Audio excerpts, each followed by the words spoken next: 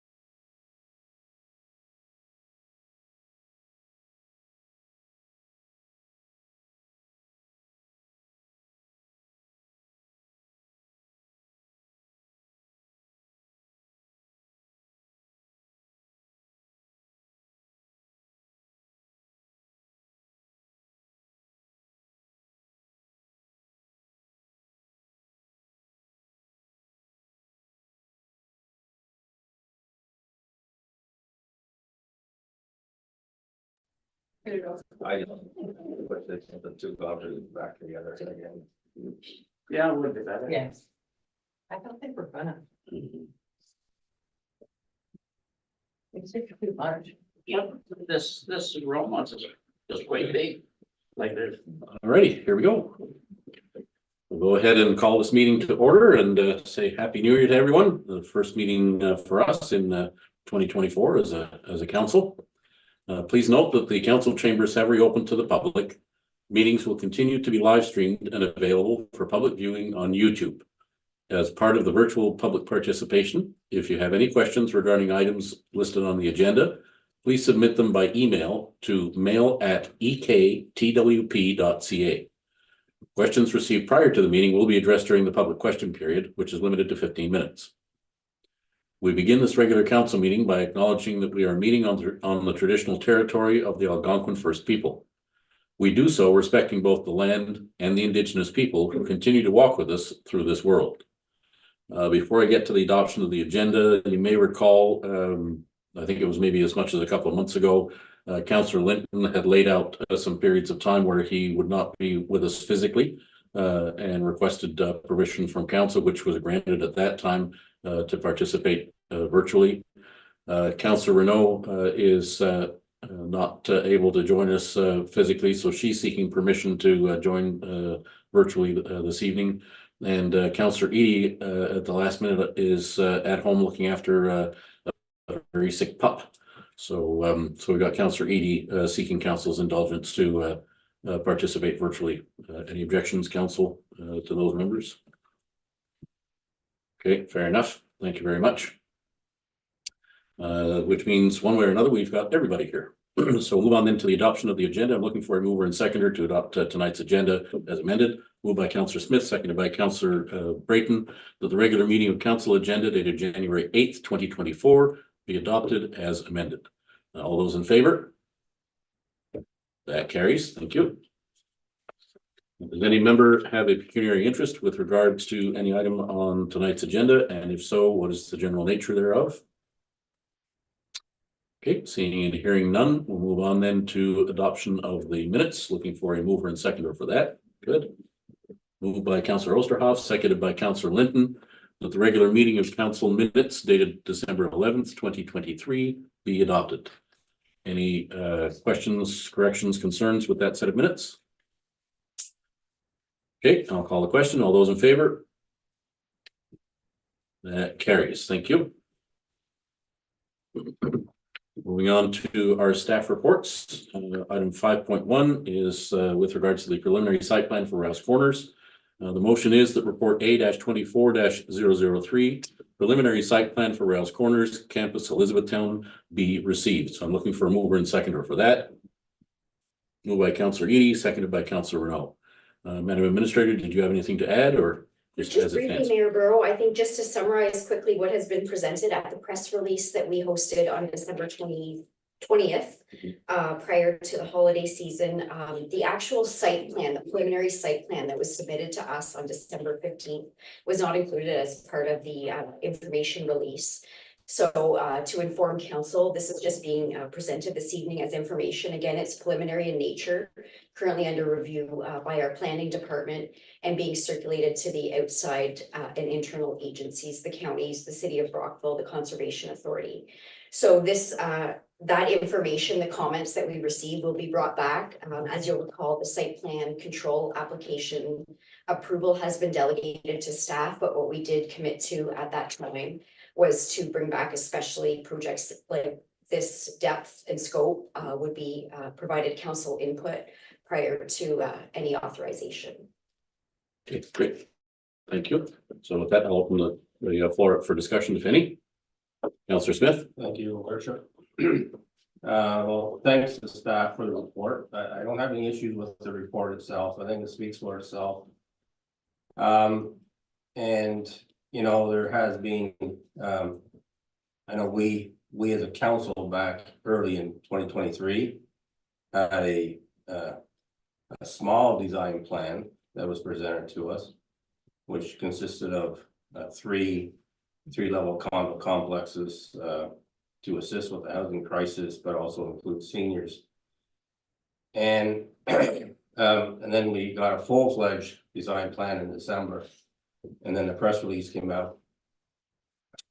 And you can just imagine once the press release came out, the phone starts ringing. And the public still has no idea, you know, what's really taking place down there. I did receive phone calls from some residents at Rouse Corners expressing their displeasure that the fairgrounds is no longer available for public use. And they had a number of concerns regards to the project, the development, which I'll just mention because I'm sure we'll hear more at the public meeting when that takes place. But just muzzle nipped it in the butt now and just let you guys know what their concerns are. One is drainage, and if anybody knows, County Road 6 is a major drainage issue down there, and they're concerned that this development, is it going to increase the drainage issue down there? Well, and septic, well, as we as a council now realized as of December, there won't be a well, and it will not be a septic system based on the size of the development, and it will have to go, and they're trying to get water and sewer from the city of Brockville. But their concern was the water table with that size of development, what was going to take place with the water table down there. The design plan, they felt it's more like college dorms where people come and go based on business needs, and that was one of the comments we were made in the press release. It's targeting local workforce needs, and they're concerned about other traffic that comes along with people coming and going out of a development like that. And they're just wondering if campus habitation was going to have a site superintendent on the premises living there to manage the property for security reasons, based on this project is a need based on your income. So they're concerned about what that may bring into that area. Well, there are just some things that have been mentioned to me by the residents, and like I said, I'm sure we'll hear more once there's a public meeting posted about it. But they're that's their concerns and rightly so. So other than that, I'm okay with the report. Thank you. Okay, we'll take an opportunity just to address a couple of them. I think, you know, that they're all fair points, and this is why it's important for people to go through an education process and follow it along. Something that has become prominent in modern developments are these stormwater management ponds. So anybody driving through Brockville will probably see, you know, the big the cavernous ditch, the man-made lake, whatever you want to call it, at Centennial Road and Windsor. You know, there's another large one outside Canarm when they did their expansion, and the whole idea is that the engineering around stormwater management has changed so that water is managed locally on site, and specifically to address that there aren't additional pressures on existing ditches and that it doesn't move the burden off site. So it's a fair point to have as a question mark. But I just want to draw people's attention to the fairly large feature on the site plan that is specifically for that purpose to manage the storm water. The other thing about you know, people not knowing what was going on until, you know, just recently, I suppose that's fair, but I would say that the residents have to accept some responsibility. It doesn't take too long once a week to go to our website and just look at the cover sheet for our agenda. I don't expect people to read the 200 pages of actual agenda package, but, you know, I think it's reasonable to expect somebody to spend 5-10 minutes a week. I'm not asking anybody to do anything I didn't do in the extreme for years. Just keep up on what's going on. If they've done that, the timeline on this really started back with our strategic planning session.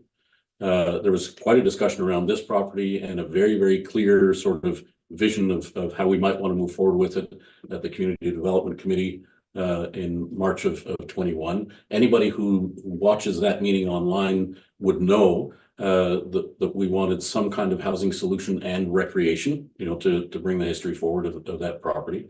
The RFP was discussed and then authorization given to issue the request for proposals in April. Then a couple of closed sessions to deal with the answers that we got back from the RFP. And then it opened again in July. We had the resolution to proceed with discussion and vetting and due diligence with our preferred proponent. You know, and there have been more recent opportunities as well. So I just don't want it to be left hanging in the public that, you know, the public is only getting the first opportunity to really dig into this now in this level of detail. Okay, that's fair. But for people to claim that they're completely unaware that we were ever even considering some kind of a housing solution, I don't think it's fair. If they go back and actually take a look at the agendas, there's been enough public opportunity. If they were not around at the time and not paying attention, that's not on us. So, but you're right. I think the public process now will resolve a lot of these questions. So I see Councillor Linton. Go ahead. Thank you, Your Worship. Just a couple comments. I've had not so many phone calls or emails, but lots of conversation, and I will say most of them have been fairly positive.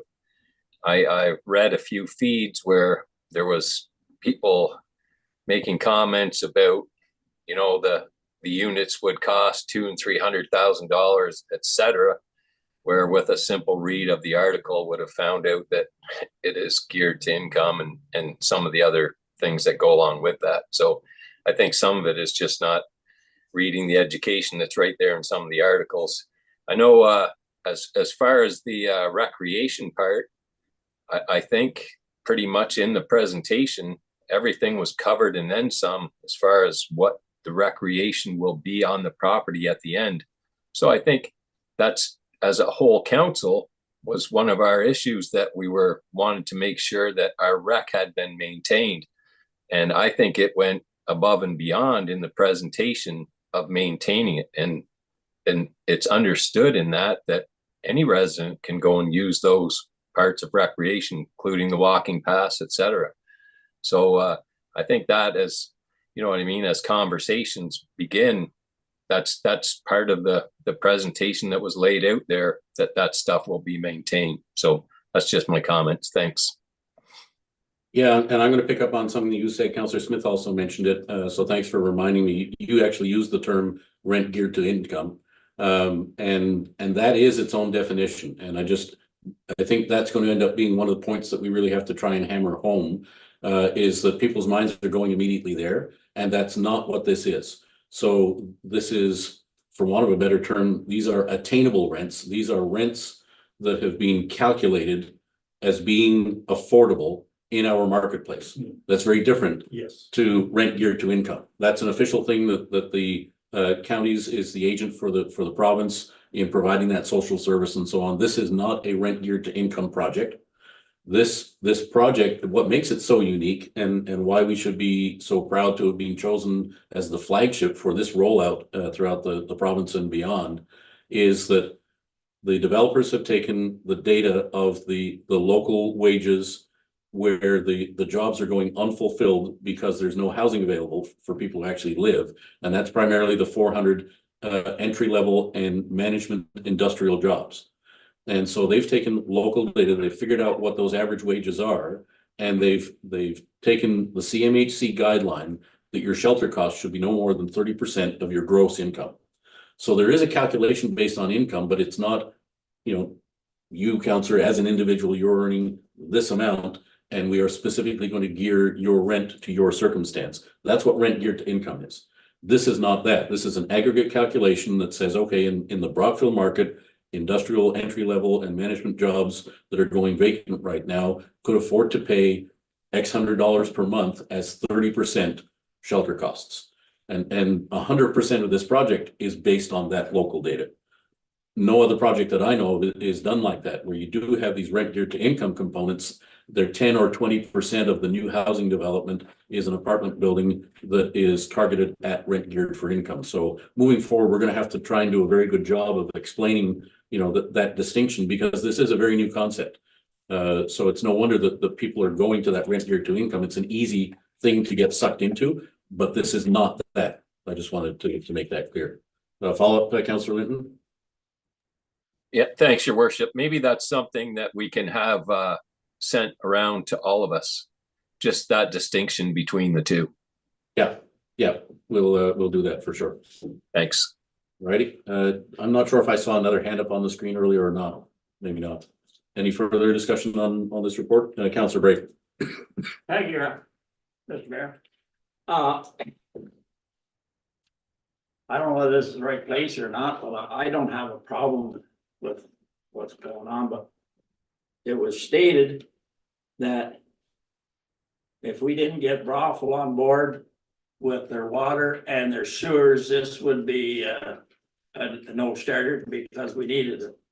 I have never heard whether Brockville accepted, whether they were warm and cozy to it, or they what they had to say, or if they've even heard about it. So do you have any answers for that? They've heard about it internally, and I'll be able to tell you more by the end of the month. We're unsure of whether the date will be the 23rd or the 30th, but our administrator and I have been invited to go and talk directly with Brockville Council in more detail about this, and to get their initial official reaction to that. And assuming that they're warm and fuzzy about it, then we start the negotiation process. And really, it's important to understand we already have a water agreement in place that gives us access to a certain amount of capacity on the input and the output. So this is a discussion around pipes. How much volume do they have available where? Who's going to be footing the bill? Obviously, it should be the developer in some shape or form. So that's all I can tell you right now. That's all I know. Okay, so it's not settled. No. So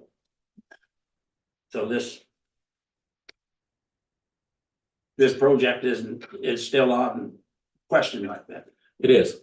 So I can see where, let's play the worst case scenario where Brockville, for whatever reason and with whatever justification, maybe they say for the number of toilets and so on that this is going to have to service. We don't have a pipe big enough in that area, so it's just not practical. All right, so that would be bad news for sure. I do know that campus was introduced to the area by a co-hosted event at the Newterra plant along California Avenue.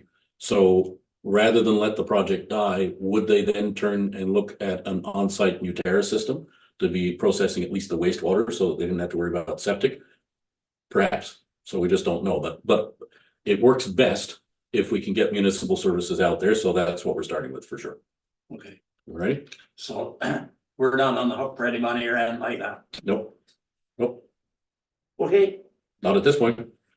The day we are, you'll know, and of course, you'll have a say in that. hope so. Yep. Thank you.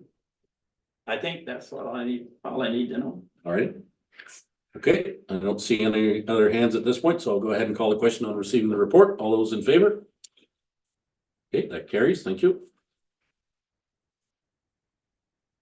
Alrighty, moving on to 5.2. Wow, my page just shrank down to unbelievably small size. Can you see here?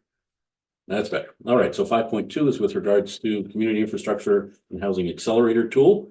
Bear with me as I read out the motion. You'll seek a mover and seconder, and then we'll turn it over to our administrator perhaps.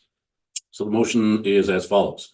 That report A-24-004, Community Infrastructure and Housing Accelerator, CHIA tool option for the proposed Rouse Corners development be received. And that the Council of the Township of Elizabethtown-Kitley support the concept of a CHIA request to the Minister of Municipal Affairs and Housing. And that staff be authorized to prepare and distribute a notice of public meeting regarding the CHIA request for Rouse Corners to be held on Monday, January 29th, 2024 at 6 p.m.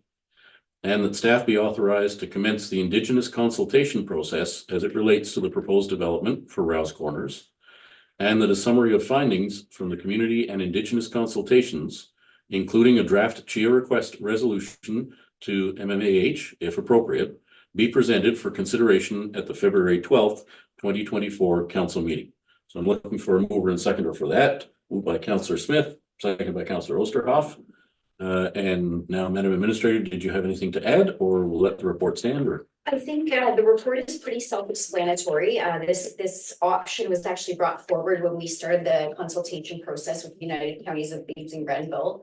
We're trying to be better partners together on planning applications. So the director of planning there spoke to us about this option because the project, in her opinion, essentially checked all the boxes for this CHIA tool, which is not, I think we included in the report, not the same as the minister's zoning order, but allows the municipality to carry out the process as if you're changing the zoning on the property, whereby you do the Indigenous consultation, you host a public meeting. Now, there's no definition of what the public consultation process is, but as you'll see from the report, we're suggesting that we carry this out no different than we would a zoning bylaw amendment, in that we give 21 days notice to what we would consider exceeding the 60 meters within the surrounding property. And if supported this evening, prepare a web page on our website specific to the Campus Elizabethtown project, and do the necessary public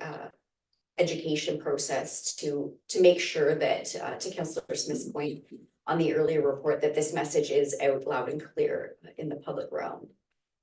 okay, thanks for that. So I'll open up the floor for a discussion around this, if any. Excuse me. Okay, sorry, go ahead, Councillor Osterhoff. Yep. CHIA is a new item for me, Great. so is there any way you could simplify what the benefit is that we utilize that program? Sure. So currently, as the zoning on the property exists right now, it is not compliant for this project. So we would require that the applicant, or the agent, I guess we should say, Campus Habitations would require, as it stands, a zoning bylaw amendment, official plan amendment, and a county official plan amendment. So that process in its entirety on estimation will be 12 to 18 months. Okay. The CHIA tool allows the minister, us to request, the township to request a change to the zoning bylaw, which if the zoning on the property is deemed compliant, there is no longer a requirement for an official plan amendment or a county official plan amendment. So it essentially is a flexible tool that, as approved by the Minister of Municipal Affairs and Housing, specific to that property for this project because of its housing component nature. That helps me. Thank you very much. You're welcome. Okay, thank you. Councillor Smith? I would only assume that the public meeting is gonna be here. I would think so at this point. I mean, if there is an overwhelming response, we may have to pivot, but for now. Yeah. Yeah. Okay, any other comments or questions, council?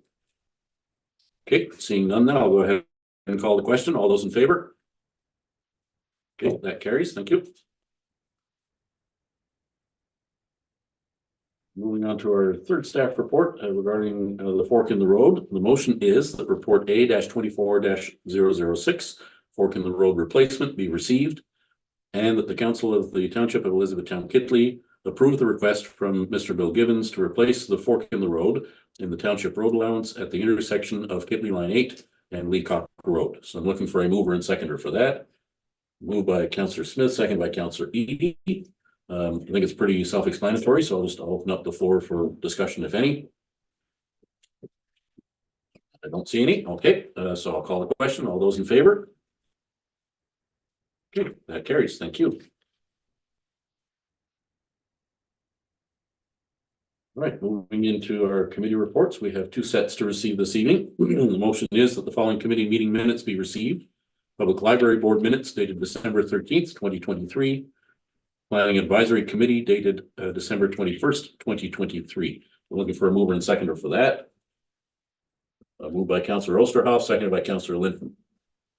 Any comments, questions, concerns with regards to either of those sets of minutes? Okay, I'll call the question then. All those in favor? That carries. I think we have some motions coming out of these. So there is one coming out of the Planning Advisory Committee. The severance application B-20-22 for 5101 County Road 29, owner of Perkins, subject to conditions as detailed in the minutes on pages 2 and 3, be approved. And that severance application B-128-23 for 33 Kitley South Elmsley Town Line Road, owner of Monahan, subject to conditions as detailed in the minutes on pages 4 and 5, be approved. So I'm looking for a mover and seconder for that. Moved by Councillor Renault, seconded by Councillor Linton. Excuse me. Any questions on this? Seeing none, all those in favor? That carries. Thank you. Okay, that finishes with our committee reports and business arising from those. So on to bylaws. We've got first and second reading of our confirmatory bylaw. So the motion is that mover be granted leave to introduce bylaw number 24-01, being a bylaw to confirm proceedings, and this shall constitute the first and second reading thereof. So mover and seconder for that, moved by Councillor Smith, seconded by Councillor Osterhoff. All those in favor? Okay, that carries. Thank you. We'll move on to third reading of that same bylaw. The bylaw number 24-01 be given third reading and finally passed, signed, sealed, and numbered accordingly. So I'm looking for a mover and seconder for that. Moved by Councillor Renault, seconded by Councillor Linton. All those in favor? That carries. Thank you. That brings us to our correspondence items. Relatively short list this evening. The motion is that correspondence item 1 be received and referred to staff, and the correspondence item 2 be received and filed. So looking for a mover and seconder. Moved by Councillor Smith, seconded by Councillor Eady. Excuse me. So I guess we'll wait to have any discussion around the first item until we hear back from staff. And any questions regarding the second one? That's an update regarding the county's LEAR study that's going on right now. Okay, Councillor Renault and then Councillor Osterhoff. Go ahead, Councillor Renault. Yeah, I see that this is only for Grenville County townships. Is there going to be one for Leeds County townships? Yes, I believe that's in the works. They've been rolling it out in that geographical way so far. So I think stay tuned and we'll have our opportunity. Great Old Lakes. Okay, thank you. Yeah, Councillor Smith just pointed out there's one in Rito Lakes on February 7th. Okay, I haven't seen that. Okay. Any other questions or discussion around this item? Okay, seeing none, I'll call the question on receiving the correspondence then. All those in favor? Carries, thank you. Okay, informational items. Does any member of council have an information item at this time? Okay, seeing none, motions and notices of motion. Any member of council have a notice of motion? Okay, seeing none, public questions. Have we received any public questions? Madam Deputy? Mhm. Okay, no public questions received so far. So that means that we are headed into our closed meeting. Is it our intention to stay live and report out at the end of the stream? Okay, very good. All right, so bear with me as I read this motion then to move into our closed session. Move that the regular council meeting adjourn at 7:28 p.m. For a closed meeting regarding specifically one matter under section 239 subsection 2F of the Municipal Act, advice that is subject to solicitor-client privilege, including communications necessary for that purpose. Specifically, report A-24-007, confidential tax sale deposit return. One matter under both section 239 subsection 2C, a proposed or pending acquisition or disposition of land by the municipality or local board, and section 239 subsection 2K, a position plan, procedure, criteria, or instruction to be applied to any negotiations carried on or to be carried on by or on behalf of the municipality or local board. Specifically, report A-24-005, confidential campus Elizabethtown draft land lease. One matter under section 239 subsection 2B, personal matters about an identifiable individual, including municipal or local board employees, and section 239 subsection 2K, a position plan, procedure, criteria, or instruction to be applied to any negotiations carried on or to be carried on by or on behalf of the local municipality or local board, specifically confidential Greenbush waste site operations and contracts. And that will be a verbal update for us. And finally, one matter under section 239 subsection 2B, personal matters about an identifiable individual, including municipal or local board employees, specifically confidential report regarding fire chief recruitment update. Again, that one will be verbal. So with all that said, I'm looking for a mover and seconder for that. Moved by Councillor Renault, seconded by Councillor Brayton. All those in favor? That carries. Okay, so we're going to move into a closed breakout room. I don't anticipate that some of these discussions will be short, but as soon as we can, we'll get back out to open session and report out from that closed meeting.